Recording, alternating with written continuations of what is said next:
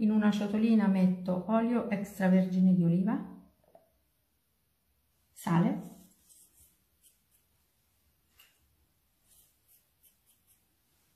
pepe, basilico spezzettato a mano e a finire un pochino di aglio grattugiato.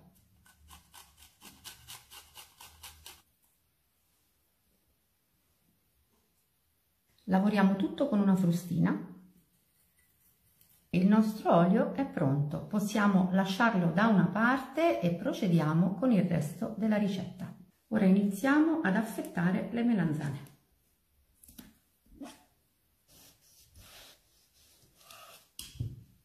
E le tagliamo a fette nel senso della lunghezza.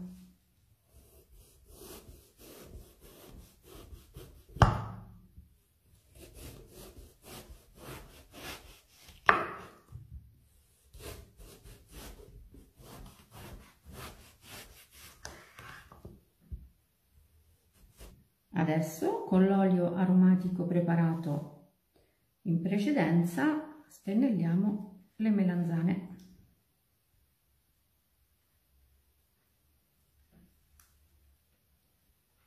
Una volta messe tutte le melanzane sulla teglia, possiamo cuocerle in forno ventilato preriscaldato a 175 gradi per 15-18 minuti. Tagliamo i pomodori.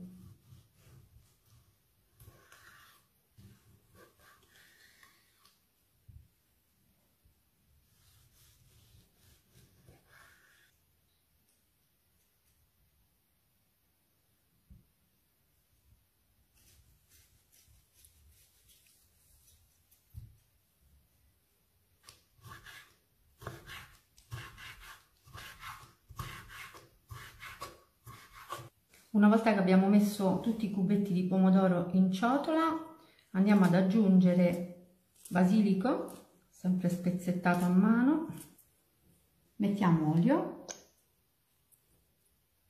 e sale e mescoliamo. Passiamo a tagliare la mozzarella.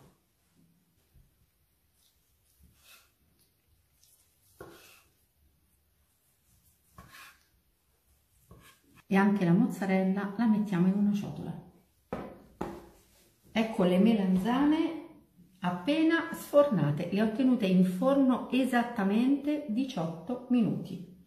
Ora mettiamo il pomodoro a cubetti su ogni fetta di melanzana.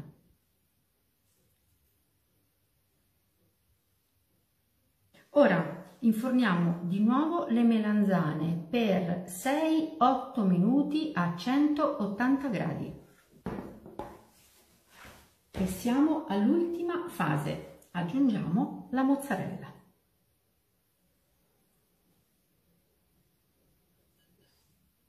Ed ora ancora in forno per l'ultima volta. 5 minuti a 200 gradi. Ed ecco qui le melanzane alla caprese appena sfornate. Ora prepariamo un bel piatto.